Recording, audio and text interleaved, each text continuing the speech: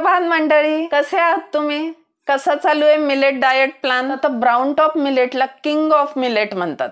King of millet का बरं म्हणतात मंडळी? कारण हा कुठलाही एक एक अवयव क्लीन करत नाही, तर हे बॉडीतले सगळेच पार्ट्स थोड्या थोड्या प्रमाणात क्लीन करतं. तर आता ब्राउन टॉप मिलेट्सला हिंदीमध्ये हरिकांगणी म्हणतात, मराठीत तसा कुठलाही शब्द याला दिलेला नाहीये.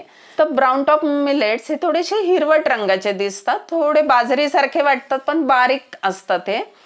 तर आता मिलेट्स हे ब्राउन टॉप मिलेट्स हे भिजवायचे आणि नंतर नेहमीप्रमाणेच तुम्ही दुसऱ्या दिवशी ते बारीक करून आता याचे तुम्ही ना पॅटीस छानपैकी बनवू शकतात, जाड जाड थालीपीठ छानपैकी बनवू शकतात.